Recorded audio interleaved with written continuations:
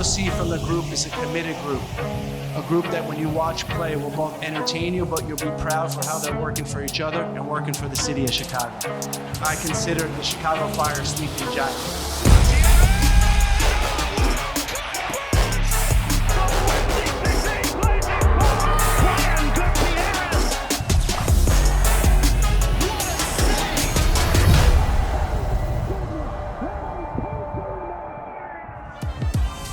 What's up, everybody, and welcome back to Inside the Fire, your front row seat to everything Chicago Fire FC. I'm your host, Gabe Ramirez, and we got a great show lined up for you today.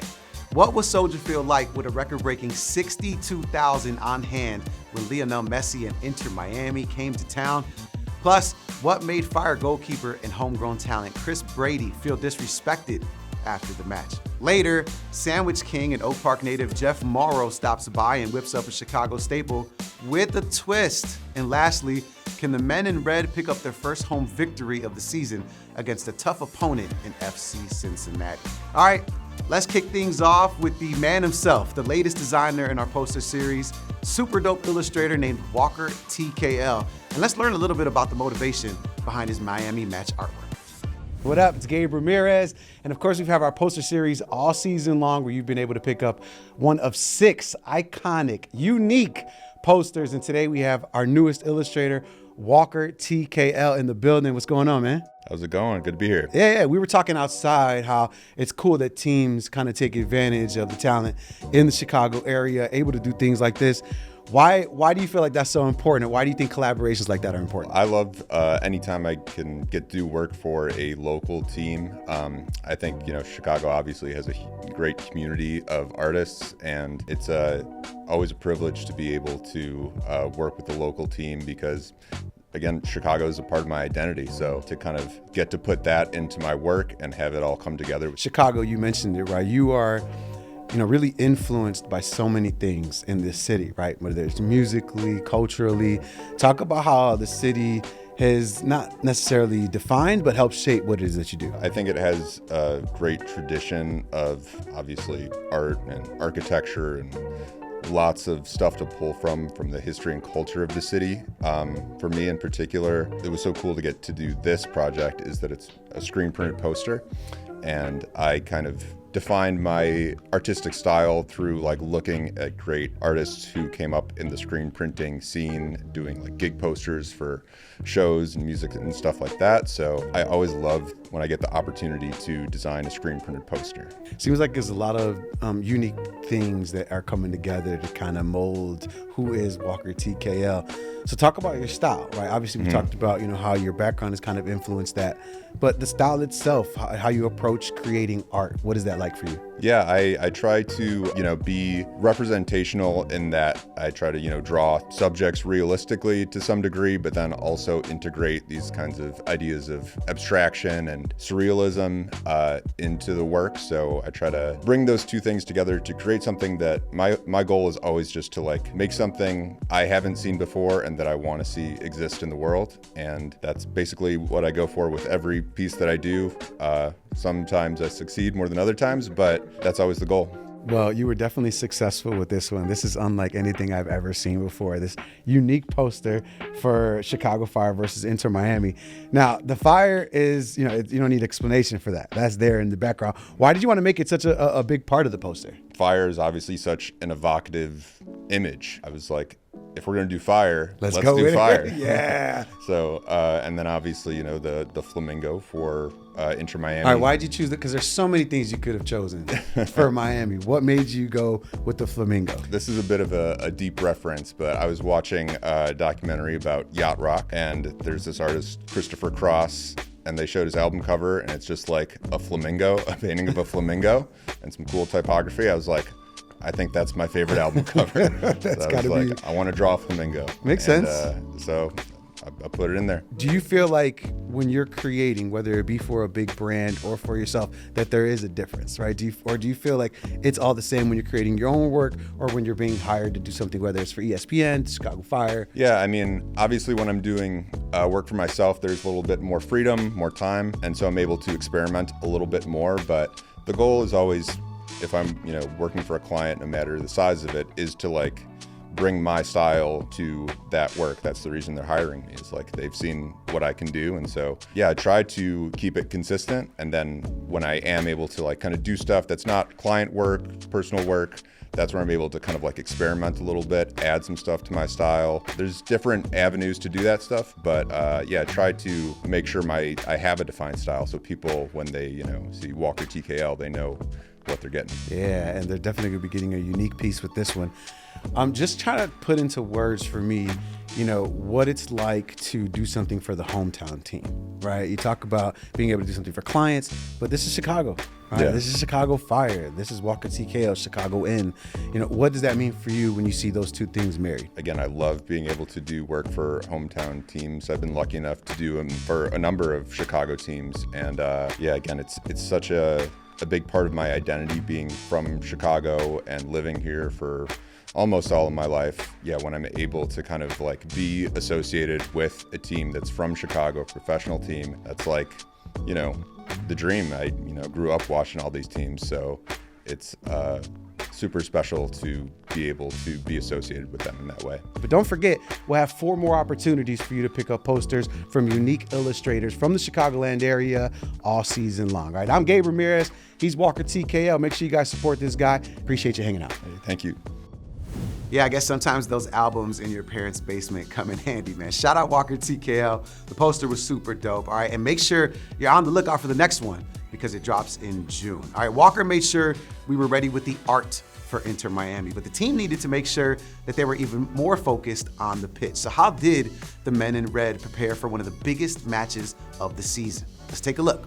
This is Inside the Fire.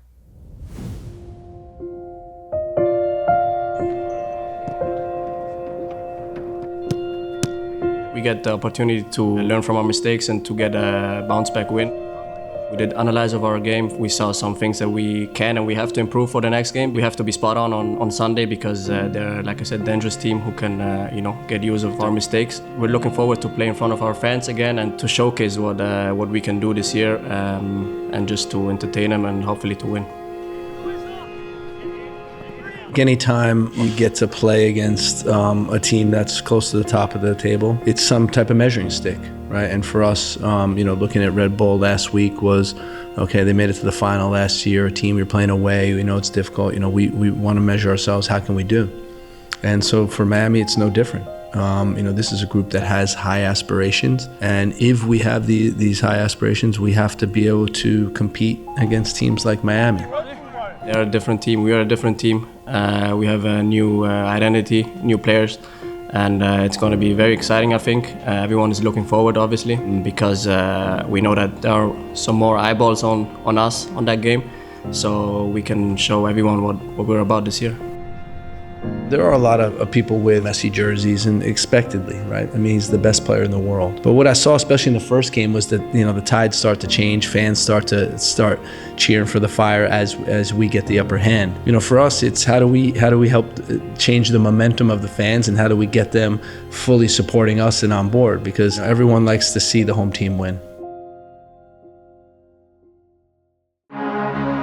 Welcome to Chicago, Illinois. Well, as far as mid-April is concerned, these are the types of days you dream of in the cold, barren winter months of the Windy City. And what better way to capitalize on the conditions than with a trip to Soldier Field to witness a new-look Chicago Fire who are off to their best start since 2017. But the GOAT and his buddy Luis Suarez will be featured in the starting 11 in what we're expecting to be a sold-out record crowd here in one of the most historic stadia in all of North America.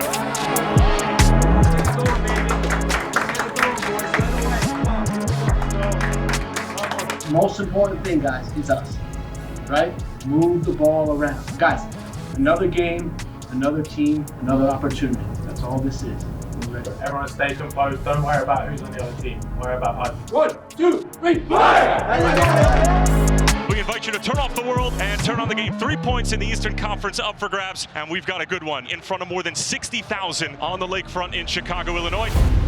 And straight to Lionel Messi, who goes for goal, and he takes Chris Brady early. Hospital ball cut out by Gutierrez. Kuipers to his left. Zinchenko wanting to get involved as well. Gutierrez cut it back and falls for Mauricio Pineda, and saved by Ustari.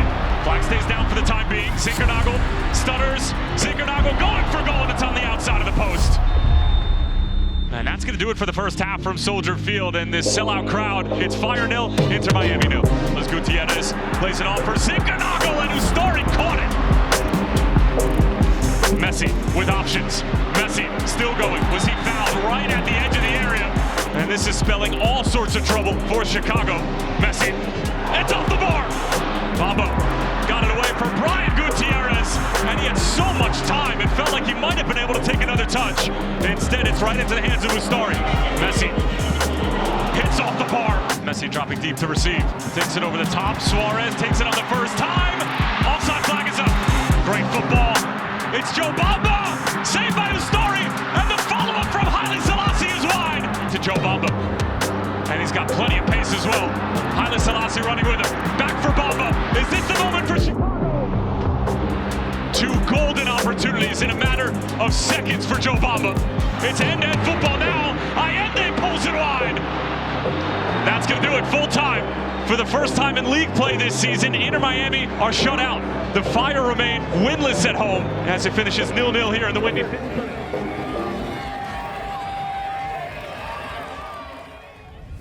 All right, the Fire walk away with a point, but even more importantly, proof that this team can hang with the best in MLS. All right, coming up, Jeff Morrow serves up a sandwich fit for a king, and I sit down with Fire goalkeeper and homegrown talent Chris Brady following his clean sheet against Inter Miami. Don't go anywhere. More Inside the Fire right after this. So what does it feel like to shut out Lionel Messi inside of Soldier Field at just 21 years old? Welcome back to Inside the Fire. I am Gabe Ramirez, and I had the chance to sit down with the man, the only man that can answer that question, Chicago Fire goalkeeper, Chris Brady. Chris, appreciate you sitting down with us, man, here at the Endeavor Health Performance Center right before this big match against FC Cincinnati, man. Thank you. Of course. Let's start with, walking in the building, right? And by that, I mean Soldier Field, onto the pitch specifically, like out the tunnel. Messi isn't there the last couple of matches. This one he's there, and I know you're focused and you're locked in on the game, but what's the feeling like as you're coming out onto the tunnel? I mean, the first thing I noticed was the amount of people that were there early. Like just even watching the warm-ups. I mean, you couldn't compare it to anything else.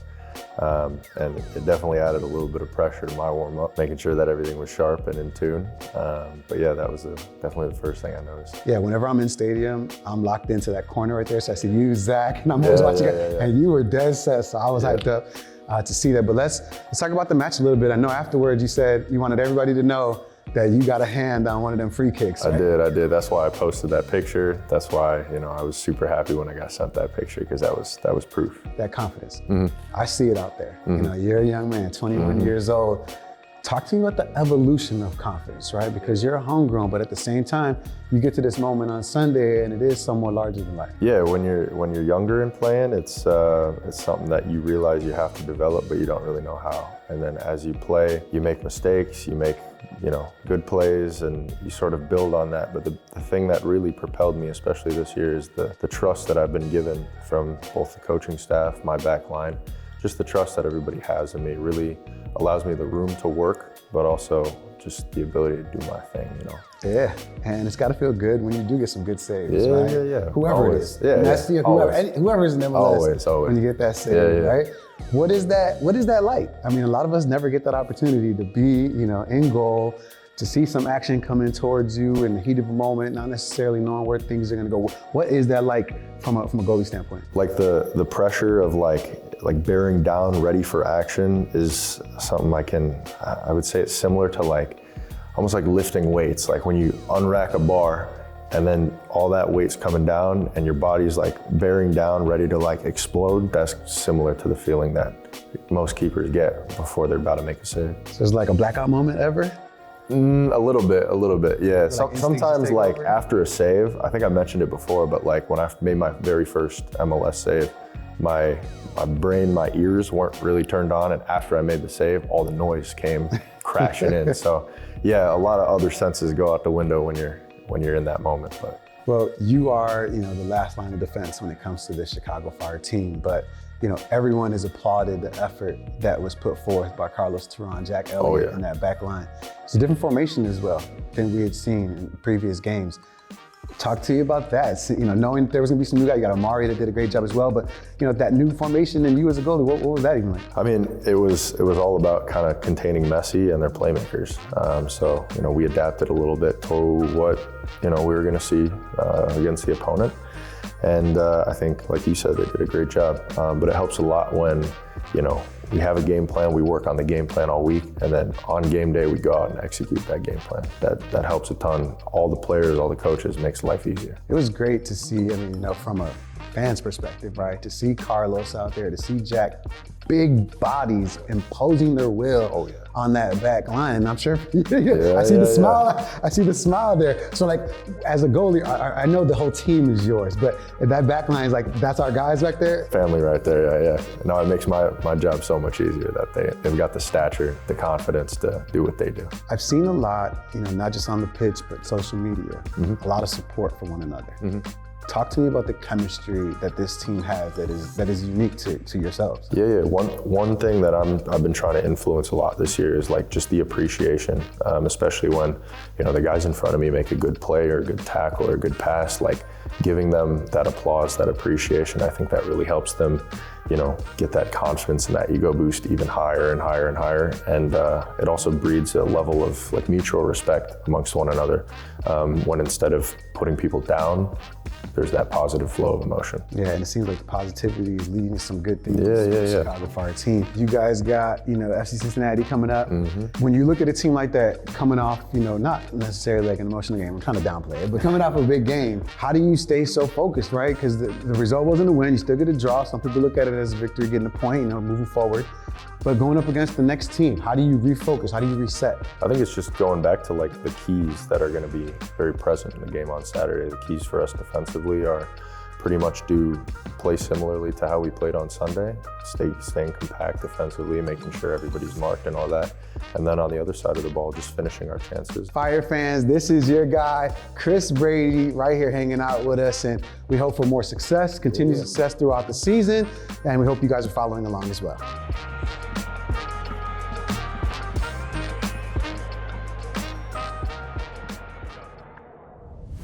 Oh man, you gotta love his confidence. I think we all believe he has the chance to go down with Zach Thornton as one of the greatest goalies in Chicago Fire history. And I think he's from Naperville.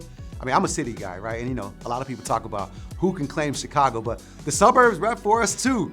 Just like our next guest, Jeff Morrow, Oak Park's very own, the renowned chef, the Sandwich King, stopped by the stadium to whip up a Chicago staple, the Italian beef, but he put a little twist on it. Take a look at what Jeff cooked up. Hello, Fire fans. I'm here with Jeff Morrow today. We're going to collaborate on this Chicago-style cheesesteak together that you can get in both the South Marche and the Loop Landing on the game on the 19th. So we're going to make it together.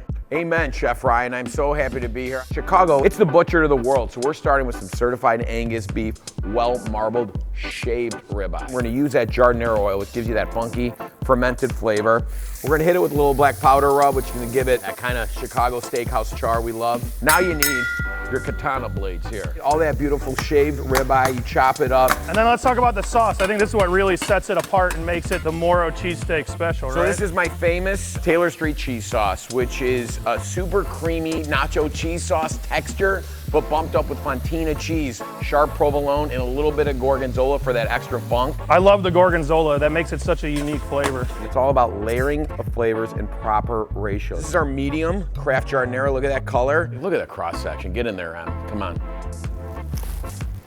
And the gorgonzola in the sauce is really makes the difference. That jardinera on top ties it all together with a little funk, little punch. I'm just so excited to obviously partner with Levy here at the stadium. We've done some fun stuff with Jake Melnick's before with some of my Honey G wings there. Oh my God, they look delicious. Where are they at? There's no food. We do the bit on the no. You know how you watch something and you get hungry? Yeah, I know you're feeling that same struggle. All right, well, the Fire were hungry too. Hungry for their first win at home. So how do you refocus after an emotionally draining game against Messi, against Inter Miami? How do you stay locked in when you have less than a week to prepare for your next opponent? Let's take a look at what it takes when the Fire turn their attention to FC Cincinnati.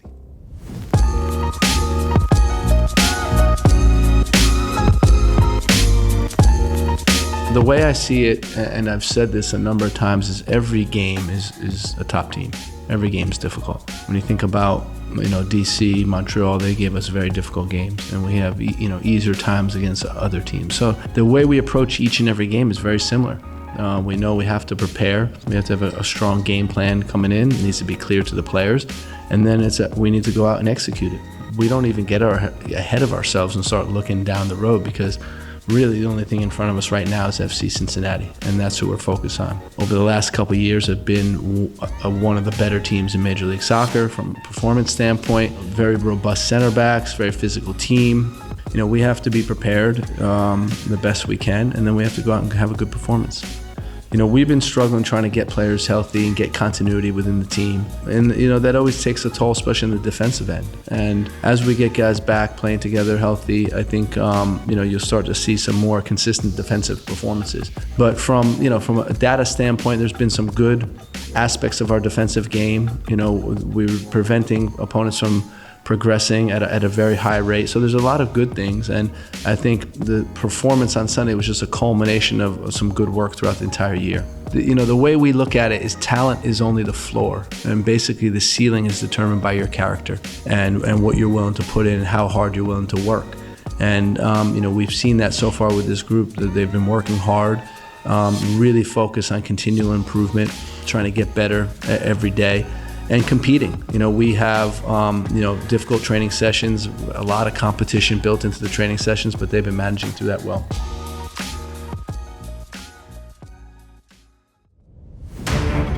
Getting set for kickoff here in Chicago, Illinois at Soldier Field, where the Chicago Fire are looking for their first win at home on the season. They've played to 3 draws in their 3 home matches so far. And with that, we are underway from Chicago, Illinois. Match day 9, Eastern Conference matchup. Referee with a takedown, and that's going to send Cincinnati the other way. He's going to go alone. It takes a deflection and goes over the keeper and in. Turn from Bamba. Well trying to put it in behind. This is Kuipers into the area. Kuipers puts it past the keeper and in. It's all level here in Chicago. Here comes Cincinnati into the penalty area right now, and a shot is side-footed home by Denke. Comes Cincinnati again, Evander into the penalty area, putting it across, and it's turned into the back of the net. Robinson poked it away. Gutman goes to ground, referee says penalty. It's Gutierrez. This time he goes the opposite way. But that will be the final whistle. They come to Chicago and get the 3-2 win over the Chicago Fire. I'll start with some opening comments. We talked about, carrying momentum, carrying the same type of intensity that we showed up with last week, and I didn't feel like we did that. The bottom line is we want to win in front of our fans. We want to entertain our fans. We want to give them something that they can be proud of. And it starts with effort. It starts with not taking plays off. I didn't really see that at times today, and that was disappointing. It's not about talking about who we want to be. It's about actually doing it. That first goal for Cincy is going to make me mad forever. But listen, if you're going to face adversity, it's better to do it early in the season. The next chance for the Fire to pick up 3 points is going to be April 26th against Nashville SC. Hopefully the men in red can pull that one off. And then after that, we want to see you at Soldier Field for our next home match. It's May 3rd against Orlando City SC. It's going to be Cinco de Mayo weekend. The weather's going to be nice. There is no excuses. You got to make sure you are there. But somebody save me some arranchera, all right, from the tailgate, please. All right, that's a wrap for this episode of Inside the Fire. I am Gabe Ramirez, and make sure to follow us all season long because we got more exclusive interviews, more behind the scenes, and of course, more Chicago Fire. Thank you guys for watching, y como siempre, like always, vamos Fire.